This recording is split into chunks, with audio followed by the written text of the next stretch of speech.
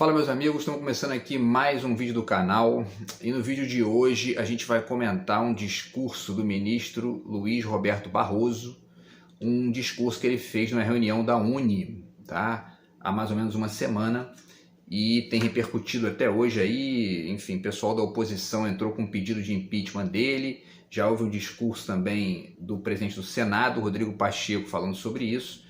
E tem algumas coisas interessantes na fala dele que a gente tem que dá para a gente analisar aqui, para a gente refletir e também fazer uma ponderação se vale a pena esse impeachment ou não, né? E analisar alguns trechos aqui da fala dele justamente para poder pensar isso aí, se ele passou do limite, se ele não passou, se, enfim, se existem coisas na fala dele ali que são reprováveis ou não, tá? A gente vai fazer isso no vídeo de hoje aqui também, trazendo alguns livros aqui, poucos hoje, tá? Para a gente poder pensar esse assunto aí. Porque, inclusive, essa conexão entre os poderes, né, e essa conexão entre o presidente, entre o executivo, o Congresso, o Senado e o STF, e também o judiciário de maneira geral, né, é uma questão, né, enfim, da democracia, uma questão da República, uma questão do Brasil, e a gente tem que pensar sobre isso aí, tá? Então, pessoal, vamos lá. O Luiz Roberto Barroso, ele estava nessa reunião da UNE, ele fez um discurso, eu vou deixar o link para vocês aqui, tem mais ou menos uns 5 minutos e 5h40 ali, e ele estava nessa reunião da UNE junto com o ministro Flávio Dino, da Justiça, e o deputado federal Orlando Silva, tá? E, bom, enfim, muita gente falou que era um evento partidário, de política, né, que ele não poderia estar ali, e a gente vai fazer uma reflexão aqui sobre algumas coisas que ele disse e também sobre essa repercussão do pessoal da oposição e também do Rodrigo Pacheco, para a gente poder pensar aí se realmente se sustenta esse pedido de impeachment dele, tá? Então vamos lá, ele começa falando o seguinte, ó, nada do que está acontecendo aqui na UNE, né, onde ele estava, me é estranho. Já enfrentei a ditadura e já enfrentei o bolsonarismo. Aí ele já começou, né, falando uma coisa que incomodou o pessoal da oposição. E aí ele continua, eu venho da crença de que em 1964 houve um golpe de Estado, porque o presidente foi destituído por um mecanismo que não estava na Constituição. E aí já deixo para vocês aqui a primeira dica de hoje, que é esse livro aqui, O Brasil de João Goulart, um projeto de nação. Eu não li esse livro inteiro, mas tem alguns artigos interessantes aqui, inclusive do Darcy Ribeiro. Tem um discurso do João Goulart na Central do Brasil, né, na época ali próximo à questão do golpe e tal. E outras figuras aqui, o próprio Oswaldo Monteal, que eu já participei de debates com ele na rádio, né? César Benjamin, Celso Furtado, tá? Muita coisa boa aqui. E esse livro ele faz uma reflexão sobre o projeto de país que foi atacado pela ditadura e também sobre alguns aspectos econômicos da própria ditadura, tá?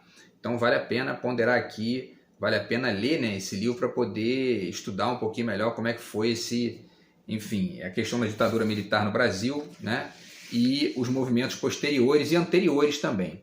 Eu vou deixar também o link para vocês de um documentário chamado O Dia que Durou 21 Anos, que fala não só sobre como que o golpe se configurou, mas também a participação dos Estados Unidos no golpe, tá?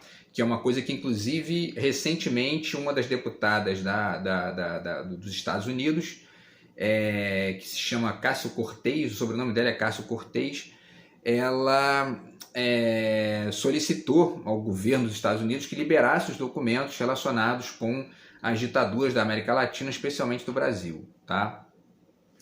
Porque os Estados Unidos têm isso o documentário fala, tem uma lei lá interna que eles têm que liberar os documentos depois de alguns anos, né, passados certos eventos aí, entendeu? Então, enfim, essa fala do Barroso, por enquanto ela está procedente porque ele está falando do golpe militar. E vale dizer já o seguinte, que parte das críticas que são feitas a ele, né, que foram feitas a ele nessa última semana, tentam taxar a fala dele de política como se, número um, como se houvesse possibilidade de dizer alguma fala que não fosse política. Isso não existe, né? Simplesmente não existe. E segundo, como se a gente não estivesse vivendo um momento no Brasil que é um momento diferente, não é um momento... A gente não está vivendo um momento de disputa política estrito sensu. A gente está vivendo um momento de disputa entre as pessoas que defendem a disputa política e golpistas, né? Projetos de ditadores.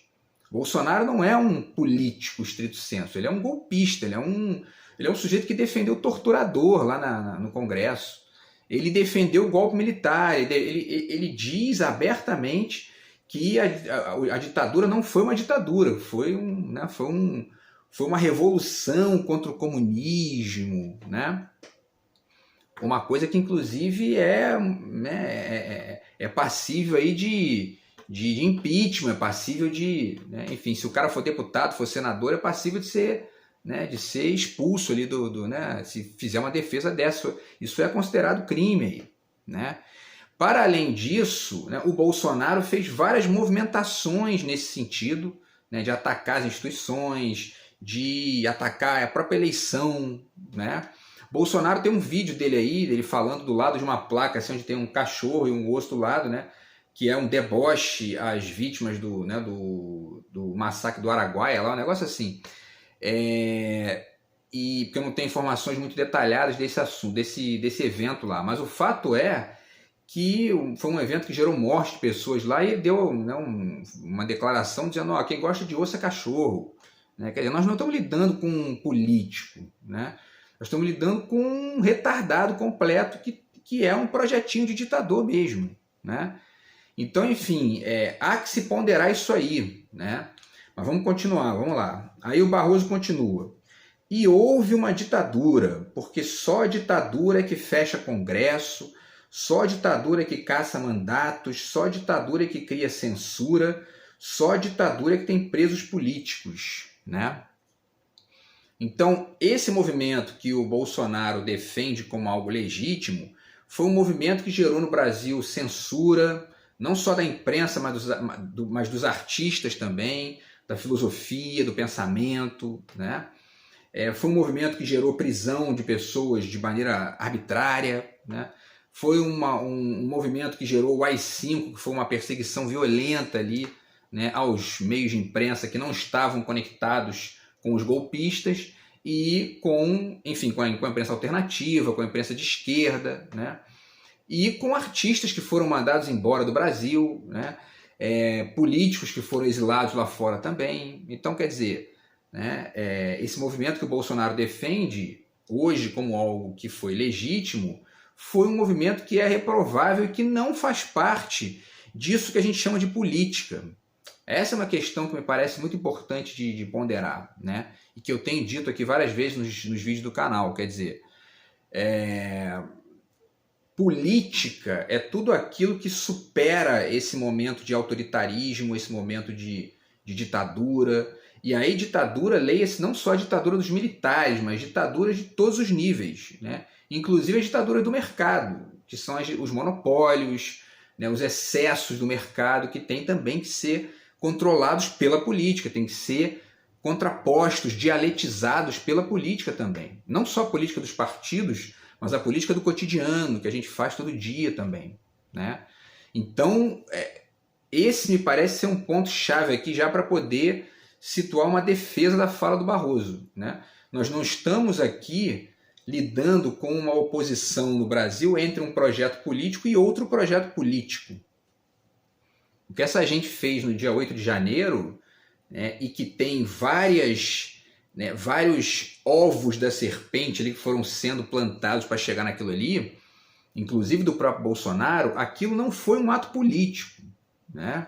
Porque, inclusive, às vezes quebrar uma estátua ou destruir alguma coisa ali, isso pode até ser um ato político, né? Só que para você substituir por algo mais libertário, por algo mais amplo, né? E não para poder botar conservadores, autoritários, né, no lugar do que está ali, porque aí não é um ato político, né? Há que se estabelecer essa diferença aí, tá? E aí ele continua: estar aqui na Uni, né, é reencontrar o meu próprio passado de enfrentamento do autoritarismo, da intolerância e de gente que grita em vez de ouvir, de gente que xinga em vez de colocar os argumentos na mesa. Isso é o bolsonarismo. Gente que não tem argumento, que grita. Quem tem argumento, quem tem razão, quem tem a história do seu lado, coloca argumentos na mesa, não xinga e não grita.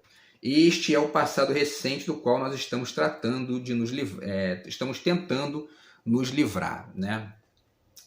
Então eu acho que ele está falando uma coisa super correta. Agora, é interessante a gente pensar, porque a gente fez vários vídeos aqui, né, tentando definir o que é isso, o bolsonarismo, tentando ponderar alguns detalhes, alguns aspectos disso, né? Esse protofascismo, né? Essa coisa meio fascista e meio, né, meio complexo de Poodle, né? Que é o bolsonarismo, a faceta neoliberal disso, né? Porque o neoliberalismo é esse movimento recente da história da América Latina que é plantado pelos Estados Unidos e que tem um discurso muito parecido no nível de negar a esquerda, como se a esquerda fosse um problema, né? E aí o bolsonarismo protofascista se conecta com isso, e isso se conecta com o bolsonarismo. Basta ver que o ministro do Bolsonaro foi o Paulo Guedes, que é um sujeito do mercado financeiro, é um cara de banco, etc. e tal, né? É um sujeito que, se você olha para o Paulo Guedes, ele não é um protofascista, né? De estrito senso. Mas essa gente se conecta fácil com um ditador, com um autoritário, né? Cuba, antes da Revolução Cubana, era dominada por um ditador de direita, né? Então essas conexões aí entre o capitalismo e a ditadura são históricas, isso não é novidade, né? Então a gente tem que denunciar isso e tem que colocar isso, porque essa movimentação crítica que vem da filosofia, que vem da UNE, que vem da esquerda, que vem do Barroso, que vem de outras figuras do debate público, não, esse posicionamento não vai vir de gente do mercado financeiro, não vai vir de gente da direita neoliberal. Gente como o Zema, por exemplo, gente como o Eduardo Leite, gente como, né, enfim, né, como os mega empresários do Brasil, não vão atacar o bolsonarismo. Campos Neto, que é o presidente do Banco Central, né? É um sujeito que foi posto ali pelo Bolsonaro. É um neoliberal, né? Então essa crítica ao bolsonarismo como o oposto da política não vai vir do neoliberalismo brasileiro. O neoliberalismo brasileiro é essa gente que fica o tempo todo esperando, né? A única coisa que realmente não interessa a essa galera neoliberal é a esquerda. Porque aí existe uma oposição de fato ao projeto neoliberal, às ideias neoliberais para o Brasil, que a gente já falou aqui 500 vezes, que para nós aqui, para a gente aqui, para mim, né, do canal, é um projeto completamente antinacional e que só traz atraso para a maioria do Brasil, né?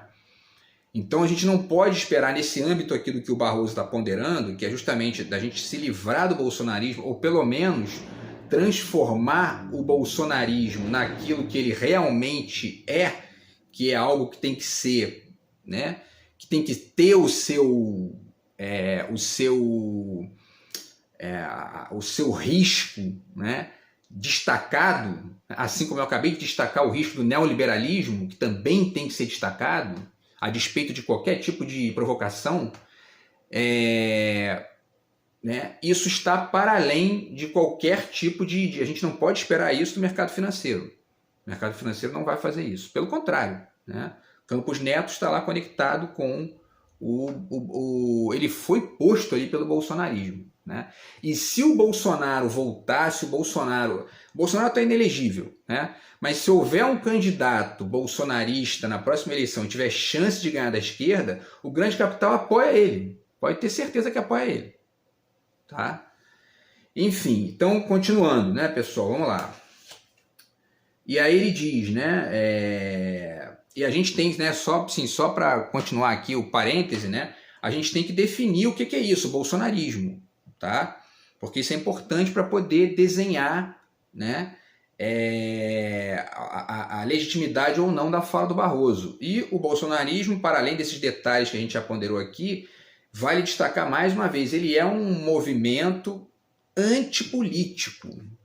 O bolsonarismo nasceu, a gente falou aqui, fez vídeo sobre isso, ele nasceu... Na verdade, o que é o bolsonarismo, né? É uma coisa bem ampla, bem né, bem cheia de nuances, né? Quer dizer, o bolsonarismo não é amplo, ele é tosco, né? Mas ele é cheio de nuances.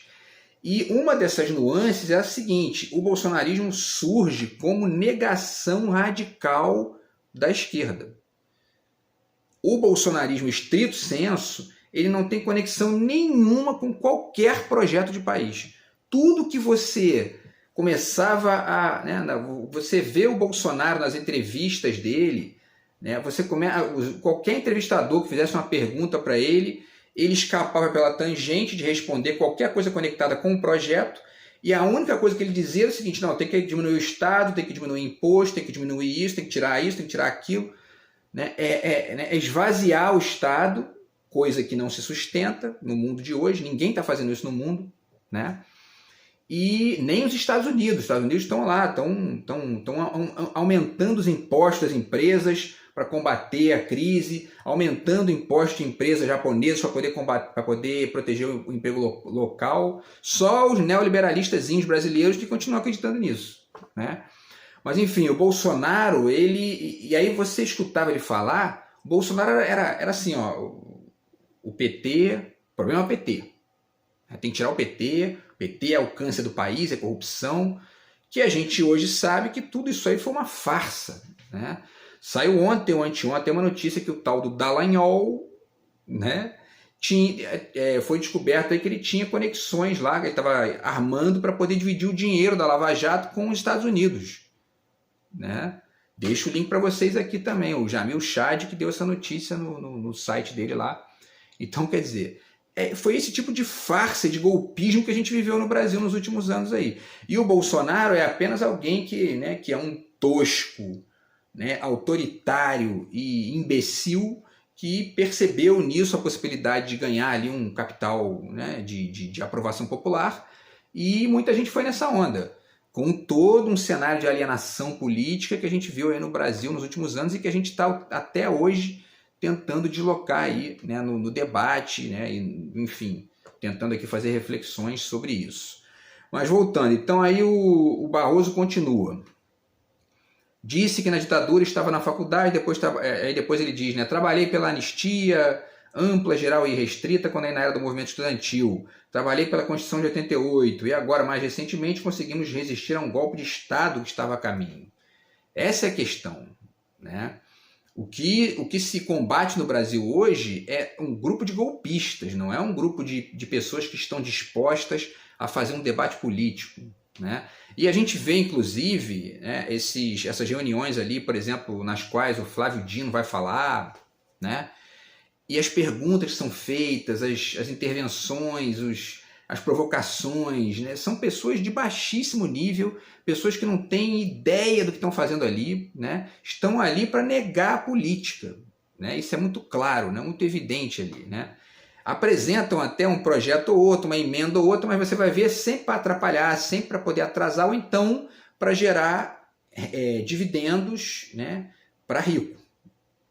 Aí eles servem, né?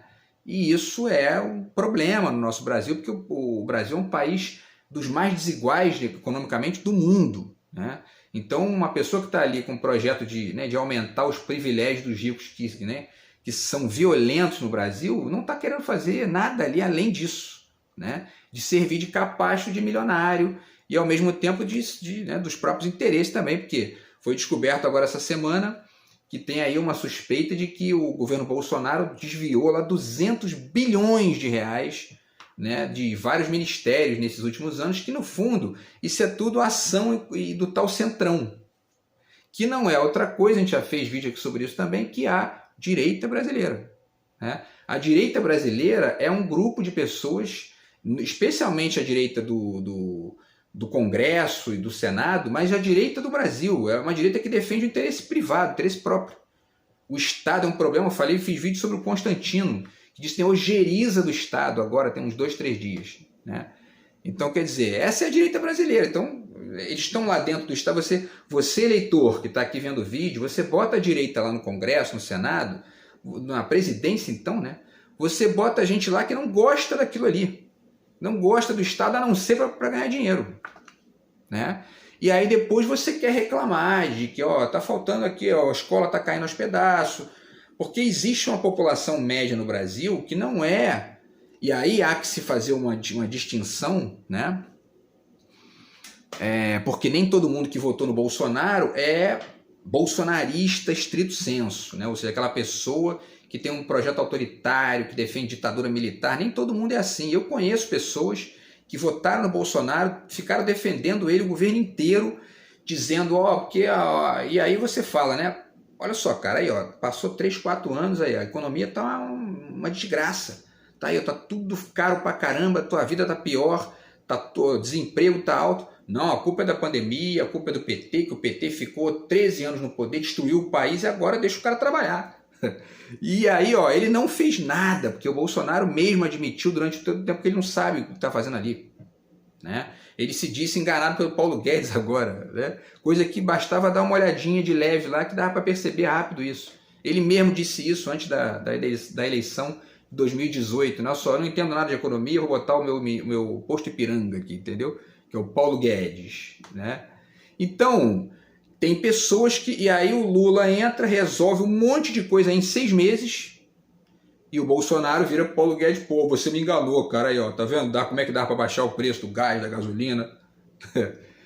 Eu tô para escutar essa galera aí, para poder me dizer, e aí? Deixa o cara trabalhar, entendeu?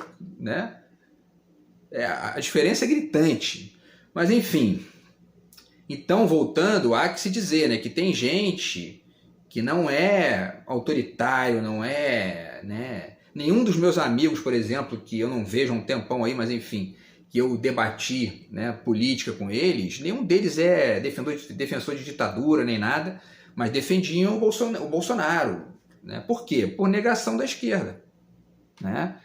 Então há que se distinguir. O bolsonarismo estrito sensu é esse movimento que tem ali uns 10, 15% de repente no Brasil de gente que foi, né, para a porta de quartel, que deu fez essa tentativa de golpe lá lá no Congresso, dia 8, lá no STF, e gente que não estava lá, mas que bancaria isso aí, gente dentro do Exército, né, e até dentro do mercado. Então, enfim, agora tem muita gente que não, que foi de onda, né? Porque muita gente não entende o que está acontecendo direito e aí acredita nesses conversa fiada, que é esse salvador da pátria que aparece aí, entendeu? Sem projeto e negando a política. A gente já fez vídeo sobre isso aqui também, né? Então é importante desenhar isso porque muita gente, né? Eu analiso isso, eu faço reflexão sobre isso há décadas. E aí você escuta as pessoas falarem, eu não gosto de política não tô nem aí pra política não interessa, é tudo ladrão. O Lula falou, né? Recentemente ele mandou uma ótima ali. Quando a gente não gosta de política, aparece uma titica como o Bolsonaro. É isso aí, entendeu? E não deu outra. Todas essas pessoas que me diziam, eu não gosto de política, não tô nem aí pra política não serve pra nada, votaram no Bolsonaro, né? É isso, é exatamente isso. Nesse vazio do eu não gosto de política, não existe isso, meu filho. Não tem como não gostar de política, né? Você pode até dizer, eu não gosto de política, mas sinto muito, mas ela tá aí, interfere na tua vida. Você tá, né? As pessoas pagaram durante o governo Bolsonaro 7, 8 reais no litro de gasolina, 12 reais no óleo de soja, 100 e poucos reais no gás, e agora estão pagando 4,50 no óleo de soja, a gasolina baixou para 5 reais. Enfim, a picanha chegou a 100, agora está 40. Sabe o que é isso? Política. Então não adianta você dizer que eu não gosto de política e está pagando 50 reais a mais no quilo da picanha por causa da política. Você está alienado do processo, né? Mas aí entra essa ponderação que o Barroso, né, que a gente tem que pensar aqui no discurso do Barroso, porque existe um grupo de bolsonaristas, estrito sensu, raiz, aquela galera que é autoritária, pró-ditadura, e tentou dar golpe no Brasil, ou seja, foi antipolítica, e tem uma galera que vai na onda, né? Essa é a questão, tá? E aí, pessoal, ele vai continuando, não vai dar tempo de falar da fala dele toda aqui, né? Mas ele continua, né, falando que quer um país melhor e tudo mais, etc e tal, defendendo a questão do debate, né? E elogiando o pessoal da Uni, o compromisso da Uni com, né, o combate à pobreza, combate às desigualdades e tal. Falou que ele é da UERJ, né, e que é a minha faculdade, que é a minha universidade onde eu estou fazendo doutorado agora. e aí que foi pioneira na política de cotas raciais, falou do racismo também, né? E aí diz assim, no final ele diz, de modo que eu saio daqui com energia renovada, pela concordância e pela discordância, porque essa é a democracia que nós conquistamos. Nós derrotamos a censura, nós derrotamos a tortura, nós derrotamos o bolsonarismo para permitir a democracia e a manifestação livre de todas as pessoas. E aí ele finaliza agradecendo e tal. Então, derrotar o bolsonarismo, e aí por que eu estou falando isso? Porque o Pacheco, vou deixar o link para vocês aqui também, o presidente do Senado, ele se manifestou dizendo, a presença do ministro Barroso no evento de natureza política, com uma fala de natureza política, é algo que reputo infeliz, inadequado, inoportuno, e o que eu espero é que haja por parte do ministro uma reflexão em relação a isso. Eventualmente uma retratação no alto da sua cadeira de ministro do STF e presta a assumir a presidência, né, da Suprema Corte. Aí o Barroso foi e respondeu, na data de ontem, em Congresso da ONU, ele fez isso no dia 13, tá? Eu vou deixar o link para vocês aqui também. Utilizei a expressão derrotamos o bolsonarismo, quando na verdade me referi ao extremismo golpista e violento que se manifestou no 8 de janeiro e que corresponde a uma minoria. Jamais quis ofender os 58 milhões de eleitores do ex-presidente, nem criticar uma visão de mundo conservadora e democrática, que é legítima. Tenho o maior respeito por todos os eleitores e por todos os políticos democratas, sejam eles conservadores, liberais ou progressistas. E aí o pessoal, né, da oposição, tá? Nicolas Ferreira, Bia Kicis, esse Nicolas Ferreira então virou e disse, né? Se por um milagre houver justiça nesse país, a perda do cargo é inevitável. Esse é um que estava falando outro dia aí, que tinha que catequizar o Lula, quer dizer, um retardado que quer ficar julgando os outros, né? Mas enfim, tal de Bia Kicis falou também, que é outra, né, que defendeu a cloroquina na época da pandemia e está aí querendo falar do Barroso, né? É um negócio inacreditável, né?